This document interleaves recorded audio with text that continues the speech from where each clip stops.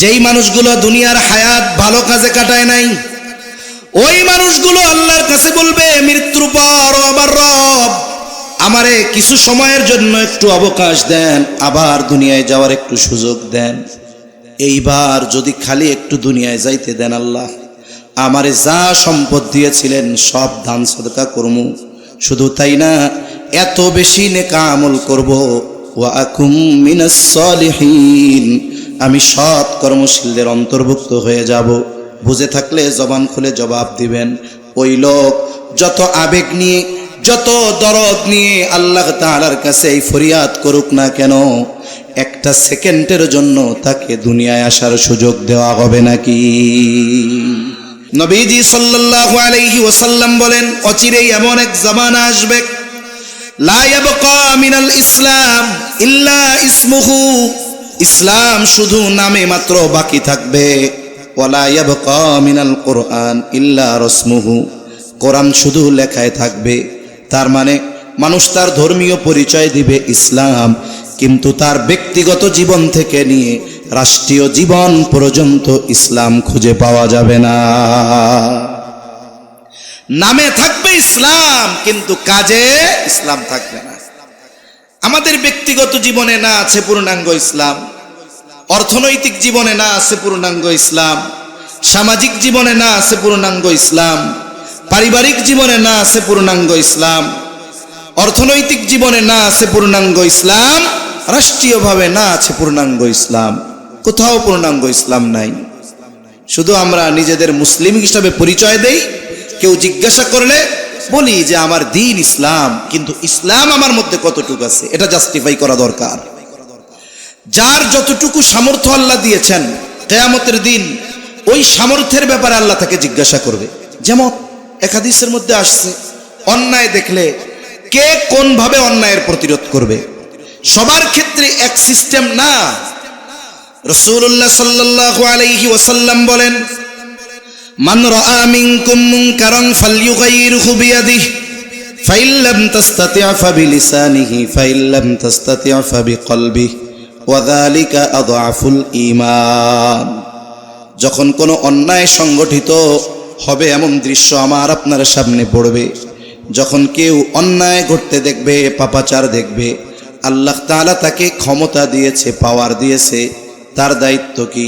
বলে ফালইয়ুগাইয়িরহু বিয়াদিহি, সে শুধু ওই মন্দ কাজটাকে বন্ধ করে দিবে এমন নয়, বরং অল্টারনেটিভ বিকল্প হিসাবে ওই মন্দ কাজকে সে ভালো কাজের দ্বারা পরিবর্তন করবে।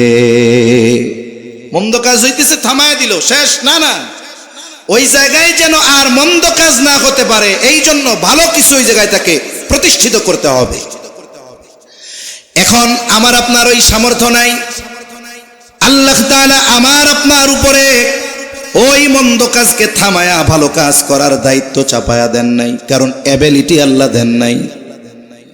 আমার আপনার জন্য পরের অপশন, ফাইন লাম তাসতাতি' ফাবিলিসানি, আমি যদি মন্দ কাজ থামাতে চাই, আমার জীবন থাকবে না, আমাকে হত্যা করে ফেলবে, গুম করে ফেলবে। এখন তো থামানো লাগে না মন্দ কাজ। আর যারা মন্দ কাজ করে, যারা দেশের বিরুদ্ধে বলে, ইসলামের বিরুদ্ধে বলে, এই কথাটাও যদি সমাজের মানুষের সামনে বলা হয়, ওই মানুষগুলোর জীবনের কোনো নিরাপত্তা থাকে না। ঠিক না? নিরাপত্তা থাকে না।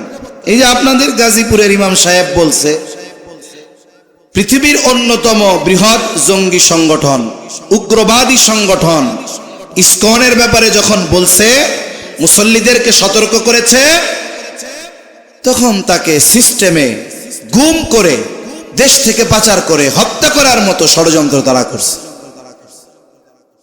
অথচ রাষ্ট্রীয়ভাবে এই পদক্ষেপগুলো নেওয়া দরকার ছিল। ইসকন শুধু ইসলাম আর মুসলমানদের দুশমন নয়, ইসকন গোটা বাংলাদেশের দুশমন। ঠিক কিনা বলেন? তারাই বাংলাদেশে বসে স্বাধীন বাংলাদেশে বসে অখণ্ড ভারতের পরিকল্পনা করে। তার মানে আমাদের সার্বভৌমত্বের উপরে তারা আঘাত করে। এর চাইতে দেশদ্রোহী হওয়ার জন্য আর কোনো অপরাধের প্রয়োজন থাকে না। একটা সংগঠন নিষিদ্ধ হওয়ার জন্য এর চাইতে বড় আর কিছুর প্রয়োজন হয় না। অথচ আফসোস, এ ব্যাপারে আমাদের দায়িত্বশীল যারা আছেন রাষ্ট্রের সর্বোচ্চ পর্যায় থেকে নিয়ে একেবারে নিম্ন পর্যন্ত সবাই অবহেলার মধ্যে আছেন। সবাই সিস্টেমে থাকে কেমনে হুজুরদের পেটানো যায়, কেমনে হুজুরদের সাইজ করা যায়, সবার চিন্তাধারা এরকম। এখন আমরা সতর্ক করি, আমাদের জীবনের নিরাপত্তা নাই, কোন সময় কারে গুম করে ফেলে, খুন করে ফেলে তার ঠিক নাই। যারা এদেশের আদালতে গিয়ে একজন আইনজীবীকে প্রকাশ্য দিবালোকে প্রকাশ্য ধারালো অস্ত্র দিয়ে নৃশংসভাবে হত্যা করতে পারে, এই সংগঠনের যারা আছে অথবা এই সংগঠনকে জঙ্গি সংগঠন, নিষিদ্ধ সংগঠন ঘোষণা করতে সরকারের বাধা কোথায়, এটা আমাদের বুঝে আসে না, এটা আমাদের বুঝে আসে না। এজন্য সম্মানিত উপস্থিতি, আমাদের বিরোধিতা আমরা বলি ইসকনের বিরুদ্ধে। মনে রাখতে হবে, যারা সনাতনী হিন্দু, এই দেশের এই উপমহাদেশের ইতিহাস, হাজার বছরের ইতিহাস, মুসলিম এবং হিন্দুরা শান্তিপূর্ণ সহ অবস্থানে শতাব্দীর পর শতাব্দী পার করেছে। আর এই ইসকন কতশো বছর আগে, বলে 100 বছর হয় নাই, 1966 সালে ইসকন প্রতিষ্ঠিত হয়েছে। হিন্দু ধর্মের এক মডারেট আধুনিক ভার্সন। কারণ দেখেন না, এই জামানায় সাহাবায়ে কেরাম, তাবেঈন, তাবে তাবেঈনদের ইসলাম ইয়াং জেনারেশন সহজে মানতে চায় না। এরা চায় মডারেট মুসলমান, শয়তানও খুশি থাকবে, আল্লাহও খুশি থাকবে, তারা এরকম ইসলাম চায়। তা হিন্দু ধর্মের একটা শাখা এই ইসকন, যারা আধুনিক এক ধর্মমত নিয়ে আসছে। হিন্দু ধর্মের মানুষেরা যেই দেবদেবীর পুজো করে, ওরা তাদের উপাসনা করে না, ওরা শ্রীকৃষ্ণকে তাদের ভগবান হিসাবে বলে। এবং বাংলাদেশে শত শত ঘটনা এরকম আছে, ইসকন যারা, এরা সনাতনী হিন্দুদের মন্দির জমি দখল করে ওইখানে তারা তাদের স্থাপনা করে তুলছে। এরকম ঘটনা হাজারো আছে। অনলাইনে দেখেন, সার্চ দেন, এক হিন্দুর বক্তব্য শুনতেছি, সে বলতেছে আমরা হিন্দু মুসলিম ভাই ভাই, আমরা শান্তিপূর্ণ সহ অবস্থানে বিশ্বাসী, একসাথে থাকি, একে অপরের সাথে দ্বন্দ্ব নাই। বলে আমাদের উভয়ের শত্রু হলো ইসকন। মনে রাখতে হবে, এটার মূল গোড়া হলো ইসরায়েল। এটার মূল গোড়া কোথায়? ইসরায়েল। এটার প্রতিষ্ঠাতা যে কোন তথ্য বলে সে মোসাদের এজেন্ট। এজন্য এই দেশে অনাকাঙ্ক্ষিত ঘটনা, নাশকতামূলক ঘটনা এবং বাংলাদেশের ইমেজ, ওলামা একরামের ইমেজ, ইসলামের ইমেজকে ক্ষুণ্ণ করার জন্য আন্তর্জাতিকভাবে এদের ষড়যন্ত্র চলতেছে। এজন্য এই দেশকে যারা ভালোবাসে, মুসলিম হোক আর অমুসলিম হোক, সকলকে ইসকনের ব্যাপারে সর্বোচ্চ সতর্ক থাকতে হবে। এটা একজন দেশপ্রেমিক মানুষের যেমন করণীয়, এটা ইমানদার ব্যক্তির যেমন করণীয়, একজন দেশপ্রেমিক মানুষেরও এই ব্যাপারে সর্বোচ্চ সতর্ক থাকা দরকার। এক কথা থেকে অনেক দূর চলে গেলাম, যে বাধা যে দিবেন, আপনার তো জীবনের নিশ্চয়তা নাই, আপনার উপরে এটা চাপায় দেওয়া হয় না। আপনি কি করেন? জবান দিয়ে এই ক্ষতির কথা বলেন, এই পাপের বিরুদ্ধে বলেন, এটার ক্ষতির কথা আপনি তুলে ধরেন। আপনি আপনার অবস্থান এবং সামর্থ্য ভাষার মাধ্যমে আপনি তাদের এই কাজের বিরুদ্ধে বলেন, ভালো কাজের দাওয়াত দেন। এখন জবান দিয়ে এই কাজের নিষিদ্ধ করব, বাধা দিব, বলে এতে তো আমার জীবনের কোনো নিরাপত্তা নাই। এরপরে নবীজি বলেন, ফাইল্লাম তাস্তাতি' ফাবিকলবি ওয়াযালিকা আযআফুল ঈমান। হাত দিয়ে কাজকে বন্ধ করে ভালো কাজ ওইখানে প্রতিষ্ঠিত করার ক্ষমতা নাই। জবান দিয়ে বললে জীবনের নিরাপত্তা নাই, তাহলে কমপক্ষে ওই কাজের বিরোধিতা তো নিজে করতে হবে। সাথে সাথে এই ফিকির আর প্রচেষ্টা নিজের থেকে রাখতে হবে যে এই কাজটা যেন বন্ধ হয়, এখানে যেন ভালো কাজ হয়। সামাজিকভাবে মানুষকে নিয়ে সতর্ক করতে হবে, সাথে সাথে আল্লাহ তাআলার কাছে সাহায্য প্রার্থনা করতে হবে। মন্দ কাজ বন্ধ করার জন্য এই প্রচেষ্টাগুলো আমাদের করতে হবে। কিন্তু আফসোস, আমরা আমাদের অবস্থান থেকেও এই ধরনের মন্দ কাজ বন্ধ করার চেষ্টা ধারাবাহিকভাবে অব্যাহত রাখি না। এটা আমাদের জন্য বড় আফসোসের বিষয়। এই কথাই গেছিলাম কোন জায়গা থেকে, যে ইসলাম নামে মাত্র থাকবে, সামাজিকভাবে নাই, রাষ্ট্রীয়ভাবে নাই, নিজে ইসলামের উপরে নাই, ইসলাম মান্য করার পক্ষে নাই, বরং ইসলাম প্রতিষ্ঠা করব কোথায়, নিজেই ইসলাম মানি না। ইসলামের পক্ষে বলাটাও এখন কঠিন হয়ে গেছে, জীবনের নিরাপত্তা নাই। তাহলে নবীজি বলেন অচিরেই এমন এক জামানা আসবে যখন ইসলাম শুধু নামে মাত্র থাকবে। ব্যক্তিগত জীবনে ইসলাম আছে, সামাজিক জীবনে ইসলাম আছে। বলে বিবাহ শাদীর মধ্যে ইসলাম আছে না নাই? এত আস্তে কইছেন নাই মনে হয়, জোরে বলেন আছে না নাই? শামসুল হক ফরিদপুরি রহমাতুল্লাহ আলাই আদর্শ পারিবারিক জীবন একটা কিতাব লিখছেন, বই। এই বইয়ের মধ্যে উনি ওনার ভাষায় সুন্দরভাবে একেবারে বিবাহের শুরু থেকে নিয়ে শেষ পর্যন্ত কি কি করণীয়, মুসলিম সমাজে কি কি চলে, কোন কাজগুলো হিন্দুয়ানা কাজ, কোন কাজগুলো অমুসলিমদের কাজ, সুন্দরভাবে বর্ণনা করছে। কিন্তু আফসোসের বিষয় যে ইসলাম আমাকে কন্যা দেখা থেকে শুরু করে নিয়ে শেষ অবধি সকল সমাধান দিয়েছে। বলে একটা বিবাহের মধ্যে ইসলাম থাকে মুসলমানদের, বলে তা 2 মিনিট। কয় মিনিট থাকে জোরে গণ? 2 মিনিট ইসলাম থাকে। কোন 2 মিনিট? বলে মেয়ে দেখা থেকে নিয়ে শুরু করে কোথাও ইসলাম নাই। 2 মিনিট যেই ইসলাম থাকে সেটা হলো ইমাম সাহেবকে ডাক দিয়া বিয়াটা পড়াইয়া খুতবা দিয়া দোয়া করাইয়া এবার হুজুরে কয় হুজুর আপনি চলে যান, এ পরিবেশ আপনার না, ঠিক না? শেষ। তাইলে গোটা প্যাকেজের মধ্যে ইসলাম হলো 2 মিনিট, অথচ আদর্শ সন্তান পাওয়া, আদর্শ পরিবার গঠনের, আদর্শ দেশ গঠনের অন্যতম ভূমিকা রাখে একটা বিবাহ। এটাই যদি দিনহীন হয় তাহলে আগামী প্রজন্ম দিনের উপরে থাকবে কেমনে? যদি অবস্থা এমন হয় তাহলে কেন অমুসলিমদের সাথে মুসলমান ঘরের মেয়েরা ফাঁদে পড়ে প্রেমের সম্পর্কে জড়িয়ে ধর্ষিতা কেন হবে না? আমাদের সমাজে ইসলাম নাই, পরিবারে ইসলাম নাই, নিজেও মানে না, অধীনস্থদেরকেও ইসলামের উপরে চলার ব্যাপারে কোনো গুরুত্ব দেয় না। সবার শুধু ক্যারিয়ার, যে তুমি কত বড় হতে পারবা, তোমার রেজাল্ট কি হলো, কোন স্কুলে ভর্তি হতে পারলা, এগুলোই আমাদের জীবনের মূল এক মিশন হয়ে গেছে। অথচ আখিরাতে সফলতার জন্য ইসলামের উপরে প্রতিষ্ঠিত হওয়ার দরকার ছিল, সে ব্যাপারে আমাদের কিছু চিন্তাও নাই। এটা আফসোসের ব্যাপার। তাহলে নবীজি বলেন ইসলাম এটা নামে মাত্র থাকবে, কোরআন এটা শুধু লেখায় থাকবে। একটা সময় আমরাও ছোটবেলা দেখেছি কোরআনের পাতাগুলো ঝকঝকে ছিল না, লেখাগুলো ঝকঝকে ছিল না। নিউজ প্রিন্ট পাতায় থাকতো কোরআন লেখা, মানুষ পড়তো। কিন্তু সময়ের সাথে সাথে বাইন্ডিং কত সুন্দর, পেজগুলো কত সুন্দর। বলে 4 কালারের লেখা, ওয়াজিব গুন্না হলে 1 কালার, একফা গুন্না হইলে আর 1 কালার। পাতাগুলো এত সুন্দর, ওয়াটারপ্রুফ, পানিতে ভিজলেও কিছু হয় না। বলে কোরআনের সৌন্দর্য বাড়ছে, ফ্রন্টের সৌন্দর্য বাড়ছে, বাইন্ডিং এর সৌন্দর্য বেড়েছে, কিন্তু কোরআন আমল তো বহুদূর। সময়ের সাথে সাথে তিলাওয়াত আরো কমেছে। কোরআনের উপরে আমল এটা এক পাশে থাক, কোরআন তিলাওয়াত যে হয়তো একটা সময় ঘরে ঘরে, এটাও এখন নাই। আগে গ্রাম অঞ্চলে ছোটবেলায় প্রত্যেক জায়গায় আজান হইতো আর মহিলারা ঘুম থেকে উঠে যেত।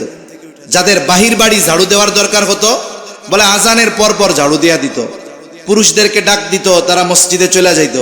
এইবার মহিলারা নামাজ পড়ে কোরআন তিলাওয়াত করত, পুরুষেরা নামাজ পড়ে এসে একটু চাটা খেয়ে পুরুষের জন্য নাস্তা তৈরি করত, চা খেয়ে দীর্ঘ সময় কোরআন তিলাওয়াত করত। ফজরের পরে গ্রামের প্রত্যেকটা বাড়ির পাশ দিয়ে হাঁটলে কোরআন তিলাওয়াতের গুনগুন আওয়াজ আসতো। শুদ্ধ পড়ুক আর অশুদ্ধ পড়ুক সেটা পরের কথা, কিন্তু তিলাওয়াতের আওয়াজ পাওয়া যাইত। এখন কোরআনের বাইন্ডিং সুন্দর, লেখা ছাপা ঝকঝকে, কিন্তু কোরআনের তিলাওয়াত আছে? একটু জোরে বলেন না, আছে? কোরআনের তিলাওয়াত নাই। আমল তো সেটা বহু পরে, তিলাওয়াত নাই। আবার অনেক তিলাওয়াত আছে থাকলেও বলে রুহানিয়াত নাই।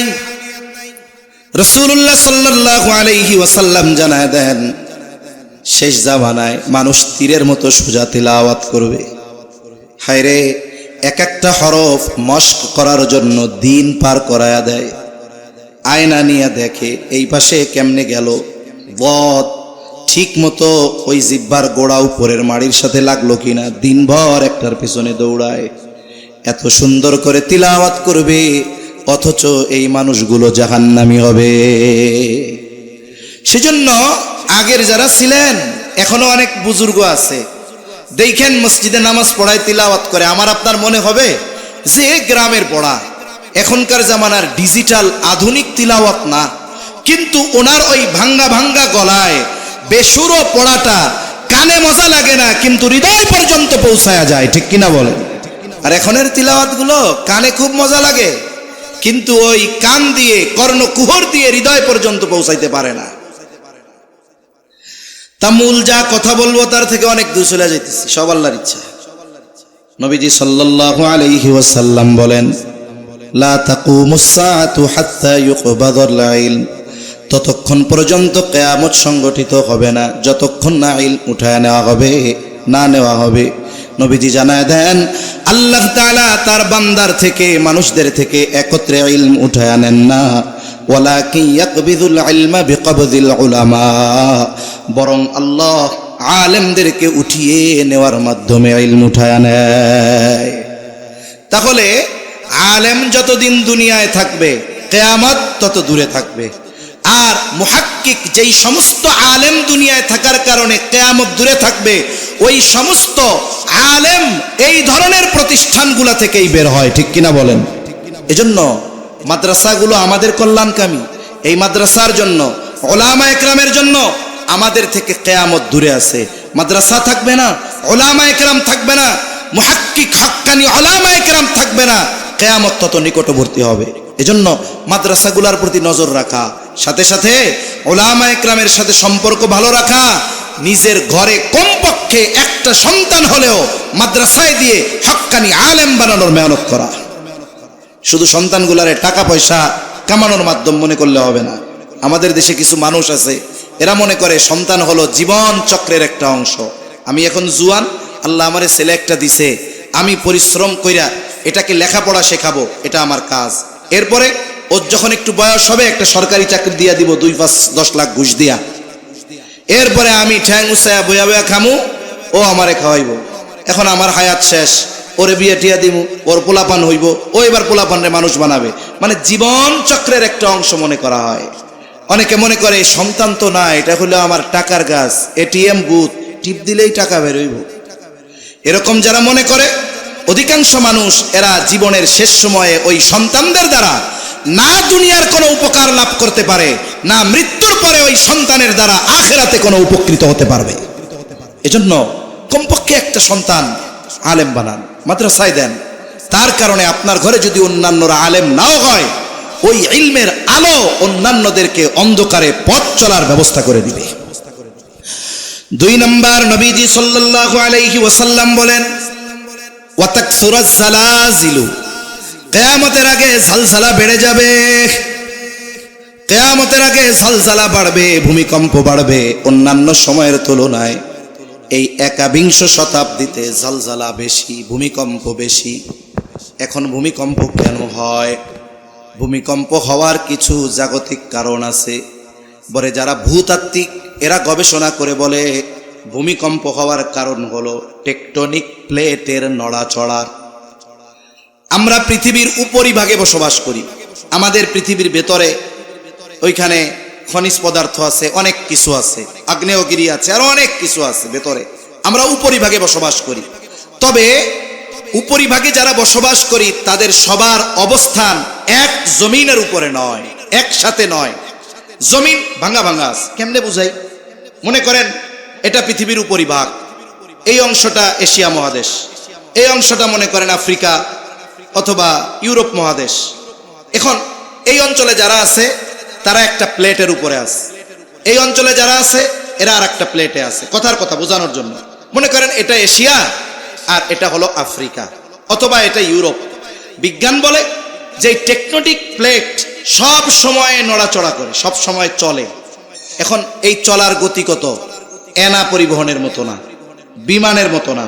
বলে সারা বছরে 10 থেকে 16 সেন্টিমিটার একটা আর একটারে অতিক্রম করে। এক বছরে নড়ে কতটুকু? 10 থেকে 16। কোনো ব্যক্তি যদি ঘড়ির কাঁটায় মিনিটের কাঁটার দিকে তাকায় থাকে, ও একটুও নড়তে দেখবে না। ওর মনে হবে যে এই কাঁটা জায়গায় আছে, অথচ ঘুরা চলে আসবে 1 ঘন্টা পরে। যদি ঘন্টার কাঁটার দিকে তাকায়, নড়াচড়া চোখে বাঁধবে না। এই ঘন্টার কাঁটার নড়ার যে গতি, তার চাইতে কত কত গুণ কম গতিতে এক একটা প্লেট নড়াচড়া করে। এখন ভূমিকম্প এই কারণে সব সময় পৃথিবীতেই ভূমিকম্প হতে থাকে, তবে মাত্রা কম, টের পাওয়া যায় না এই নড়াচড়ার কারণে। এখন কত হয় মনে করেন, 3 হয়, 3.5 হয় নড়াচড়ার কারণে।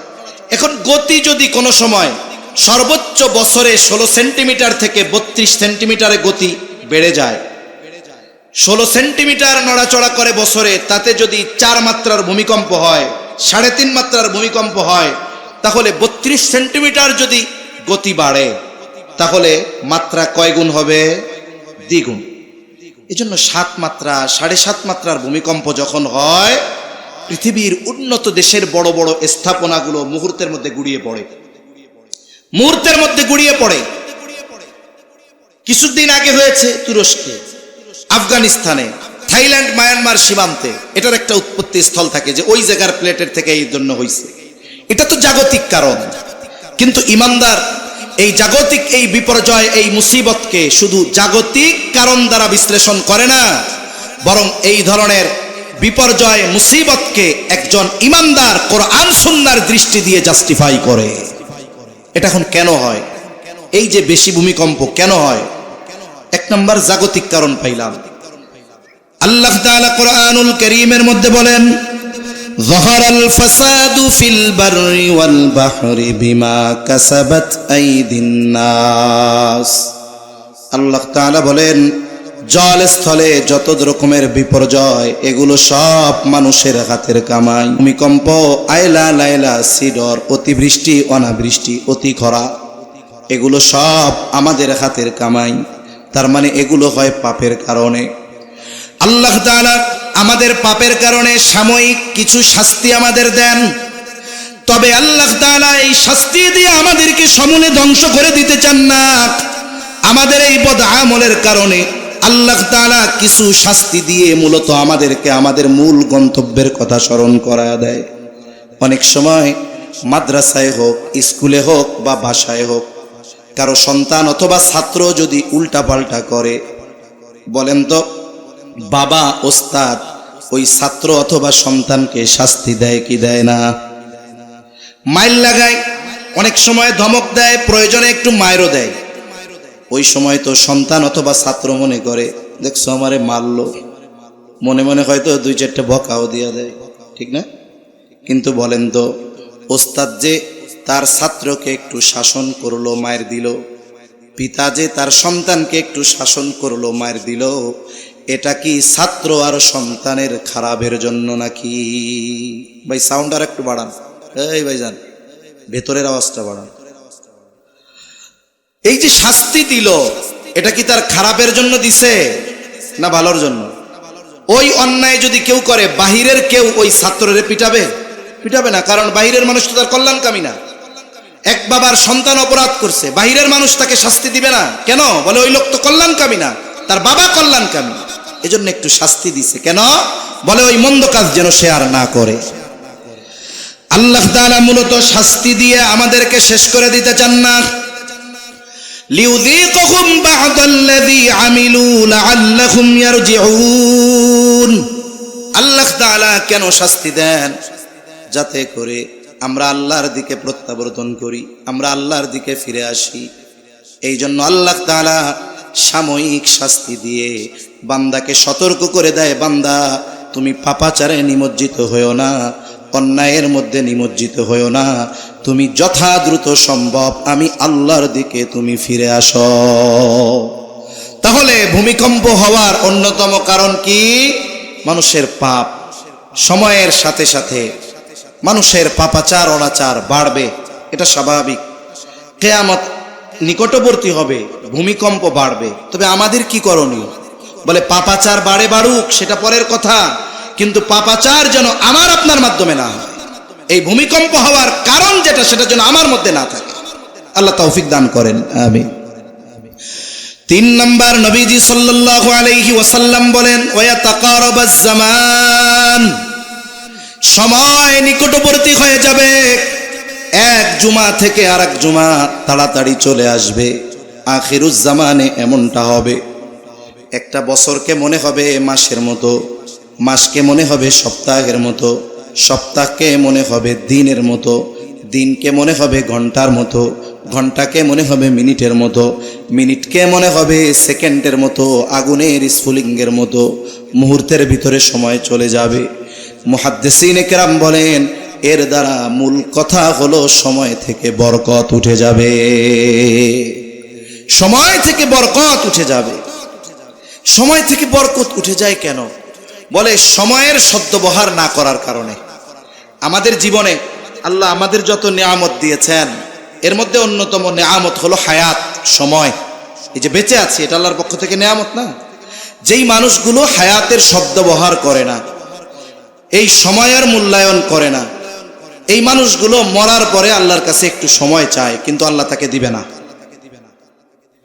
যেই মানুষগুলো এই দুনিয়ার হায়াত, দুনিয়ার সময় হেলায় খেলায় কাটায় দিছে, নেক কাজ করে নাই, ভালো কাজ করে নাই, বন্ধু বান্ধবের আড্ডায় সময়টাকে কাটায়া দিছে, গুনার কাজে কাটায়া দিছে, হঠাৎ মৃত্যু চলে আসছে।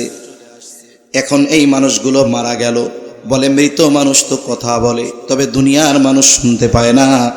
নবীজি বলেন যদি মৃত মানুষের কথা দুনিয়ার মানুষ শুনতে পাইত তাহলে ভয়ে তারা দাফন কাফন বাদ দিয়া দিত। কথা যে বলে আমরা শুনি না, কিন্তু শুনে কে? কে শুনে? কে শুনে? এই তিনবার করার পরেও এই আওয়াজ, হায় হায়। আপনারা না গাজীপুরের মুসলমান, নামের আগেই তো গাজী। কেউ শুনে না, শোনে কে? আরো জোরে বলেন, কে শুনে? আল্লাহ শুনে। এখন কি বলে সে আল্লাহর কাছে? সে তো আল্লাহর হুকুম আহকাম মানে নাই, সম্পদ ছিল দান সাদকা কিছুই করে নাই, নেক কাজ করে নাই, নামাজ পড়ে নাই, রোজা রাখে নাই, শুধু চায়ের দোকানে বন্ধুদের সাথে আড্ডা দিয়ে সময় কাটায়া দিছে। ওই লোক এবার আল্লাহর কাছে ফরিয়াদ করে মরার পর, ফায়াকুলা রব্বি লাউলা আখখারতানি ইলা আজালিন করিব ফাআসাদদাক ওয়া আকুম মিনাস সালিহিন। যেই মানুষগুলো দুনিয়ার হায়াত ভালো কাজে কাটায় নাই, ওই মানুষগুলো আল্লাহর কাছে বলবে মৃত্যুর পর, ও আমার রব আমারে কিছু সময়ের জন্য একটু অবকাশ দেন, আবার দুনিয়ায় যাওয়ার একটু সুযোগ দেন। এইবার যদি খালি একটু দুনিয়ায় যাইতে দেন আল্লাহ, আমারে যা সম্পদ দিয়েছিলেন সব দান সদকা করবো, শুধু তাই না এত বেশি নেক আমল করব, ওয়া আকুম মিনাস সালিহিন, আমি সৎ কর্মশীলদের অন্তর্ভুক্ত হয়ে যাব। বুঝে থাকলে জবান খুলে জবাব দিবেন। ওই লোক যত আবেগ নিয়ে, যত দরদ নিয়ে আল্লাহ তাআলার কাছে এই ফরিয়াদ করুক না কেন, একটা সেকেন্ডের জন্য তাকে দুনিয়ায় আসার সুযোগ দেওয়া হবে নাকি? ওই সময় সে যেই জিনিসটা আল্লাহর কাছে চাইবে, ওইটা আমার আপনার কাছে এখন আছে না নাই? বেঁচে আছি, সময় আছে না? তাহলে এই সময় আমি চায়ের দোকানে কেন কাটাবো? আমি গুনাহের মজলিসে কেন কাটাবো? আমার জীবনের মূল্যবান সময়গুলো কেন আমি ফেসবুকের মধ্যে কাটাবো? আমার জীবনের মূল্যবান সময়গুলো কেন আমি অহেতুক মজলিসে বসে কাটাবো? এগুলো যারা করে ওরা মরার পরে সময়ের হায়াতের মূল্য বুঝবে, মাগার করার কিছু থাকবে না। এজন্য সময় থাকতে সময়ের কদর করা। সময়ের মধ্যে বরকত চলে যায় কেমনে? সময়কে অহেতুক গুনার কাজে ব্যয় করার মাধ্যমে। আর ভালো কাজে যখন সময় ব্যয় করা হয়, ওই সময়কে আল্লাহ তাআলা প্রলম্বিত করে দেয়। জাস্টিস মুফতি তকি উসমানী দামাত বরকাতুহুল আলিয়া, উনি সময়ের ব্যবহারের ব্যাপারে বলছেন, সময় হলো এমন এক জিনিস, ব্যক্তির ব্যবহারের উপরে সময়ের মধ্যে বরকত আসে। দেখবেন ভালো কাজ যখন করা হয় অল্প করলেও সময়টারে অনেক লম্বা লাগে। করছে অল্প সময়, মনে হয় কত সময় করতেছে। যেমন মাদ্রাসার মসজিদে ফজরের নামাজ বা যে কোনো মহল্লার মসজিদে ফজরের নামাজ, কেরাত একটু লম্বা হয়।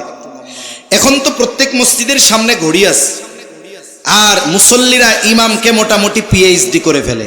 তারা জানে ইমামের ফজরের নামাজে সর্বমোট 20 মিনিট লাগে, 10 মিনিট লাগে।